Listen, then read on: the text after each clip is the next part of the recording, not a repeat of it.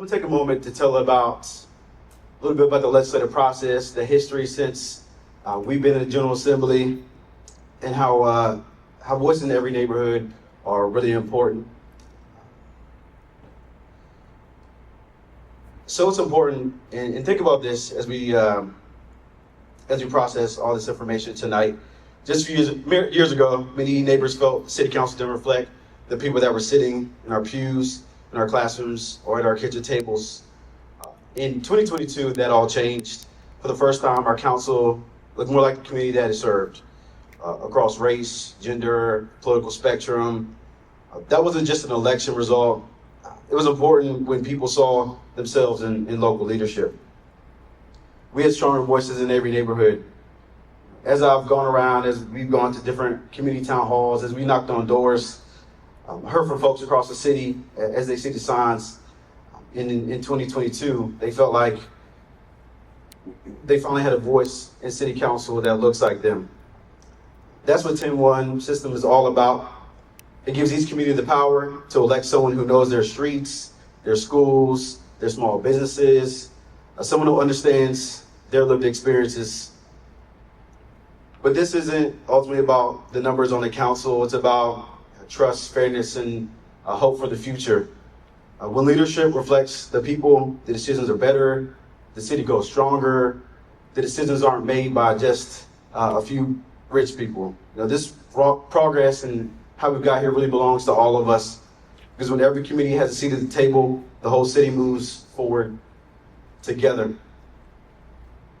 So we fought long and hard, Councilman Rouse, myself, a lot of the delegation from not only Virginia Beach, but across the Commonwealth, to really push these legislative issues along.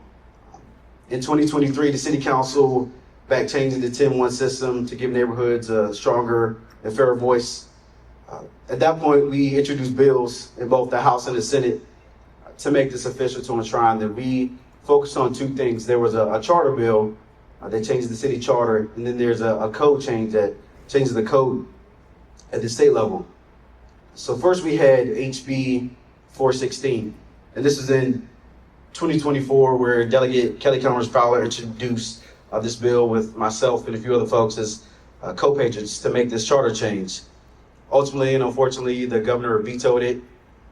We fought long and hard for this to even get through, because the difference between the charter change and the code change is that the charter change is considered special legislation, so we have to have 2/3 of the body to pass this bill. So in 2025, we came back because the fight's not over, and it's going to continue to not be over. We passed and put through 1687, which I was the chief again on this bill. This is the charter change bill.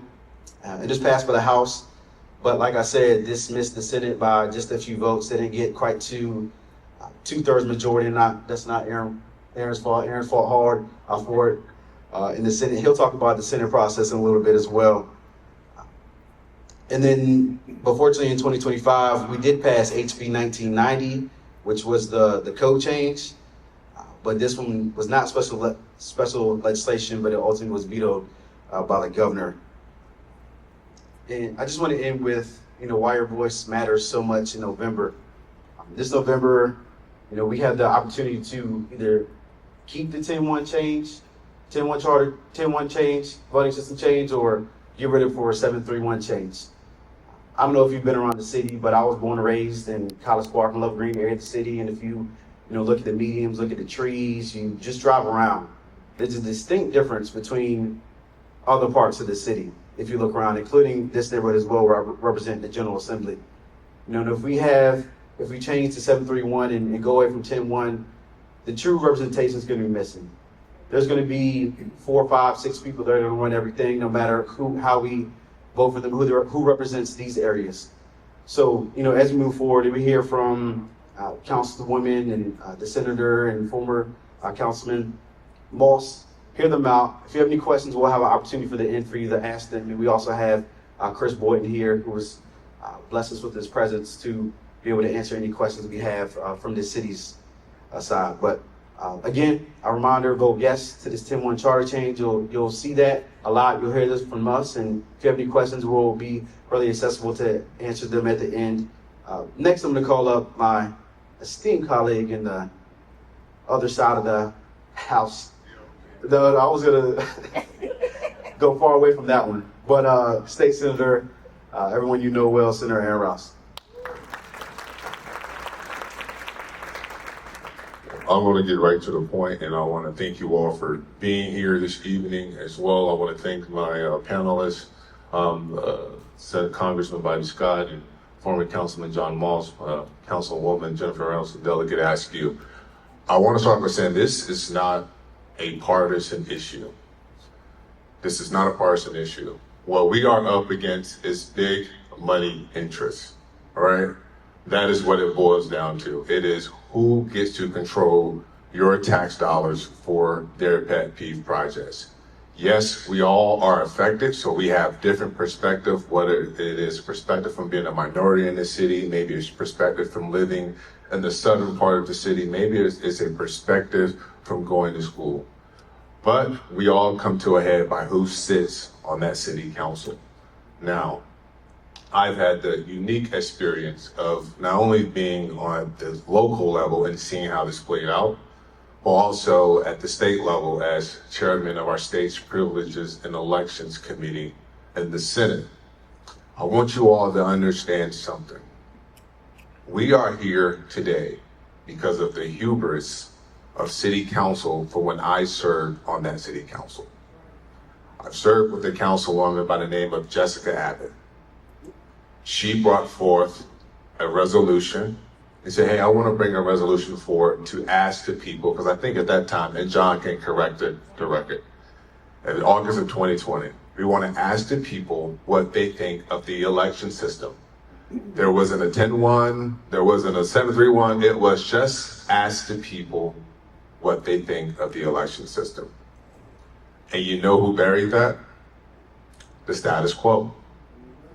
Your current mayor, vice mayor, the councilman, I think he represents the Rose Hall area district as well, and some other council. It was a 6-5 vote. But they buried that because they thought the Holloway case was not going to see the light of day. They thought the courts would never side with the Holloway case. And little did they know it came back that they did. And then that's when they ran to the state and said, we need a referendum. We got to ask the people, all right? But by then it was already too late because Judge Jackson had already put out his ruling. And then what you had is the Delegate Fowler who already put in her legislation and passed legislation, the Virginia Voting Rights Act, and the fact that really pretty much banned at-large systems, okay? I want you all to understand that the election system in Virginia Beach was very unique. It was a hybrid voting system. We say at-large voting system, but really the correct term is hybrid voting system because you had a residence requirement, but yet to run in a district, but yet everyone in the city can vote for you. So it wasn't a true like at-large where your resident didn't matter. That's important, all right? And the reason why that is important is because that when you have a hybrid voting system, it was the only system like that in the nation. The only system like that. And I'm not going to give you the all the way back history, but when Virginia Beach became a city because the annexed part of Princess Anne County, they put in this system so they can control who sits on the city council because such a strong influx of African Americans coming from the city of Norfolk. Now, but remember what I told you. This is not about race. This is about your tax dollars. This is about money, all right? Now, the process at the state level goes just as this. Every senator respects each and every senator's district, especially when it comes to charter changes. What has been the norm is that charter changes usually are supported when they come through unanimously from back home, right? If you have a senator who represents, somewhere in Southwest, usually a charter change comes at the behest of the city council or the governing body, the county board, and that's usually unanimous, all right? And so when a senator presents a bill, everyone goes, hey, that's that senator's district, we respect that, and it goes forward. In this case, the first time I brought that bill for a charter change bill, it passed unanimously, all right, out of the Senate, unanimously. Now, mind you, City Council at the time, because of court order and the councilman here, the council here, Chris Boyd can clarify what I'm saying. But the council had agreed through settlement to change its charter, to support the charter. Now, I give respect where it's due. To her credit, Councilwoman Barbara Henley was the only one who didn't support it in the beginning, and she still doesn't support it, and she said, no, I'm not going to support it. But they sent in their legislative agenda, a package to the General Assembly that said, we support the charter change 10-1. But I want you to understand something. That was only on its face only, because behind closed doors, they were calling Delegate Barry Knight, Delegate Taylor, they were calling Senator Bill DeSteph, and they were poisoning the well, if you will. Saying, do not pass this, we don't want it, no. Every step of the way, I need for you all to understand that City Council undermined the lawsuit. They had no intention on supporting a 10-1. Now, why do you ask? Because what? It's your tax dollars. It comes back to who controls the ocean front. Now, I ask you, in the last district race, if the outcome in District 6 would have been different, that is the Beach District, would have been different, would we be standing here? Would we all be in this room? I think not. And so I'm going to give you a little bit more details, because as Delegate Ellich Askew has stated, it is special legislation that passed 2/3. And I need to wrap up because my time is up, because I want to get to your questions. But we did pass those bills with special support and legislation with the majority of the Senate and the House. And it was a developer, and I will even call names out because we're in an era where you have to call people out now. It was a developer by the name of Bruce Thompson that told the governor to veto this bill. And he vetoed it. And so this is where we are. It's the same folks who are funding the lawsuit that keeps us where we are.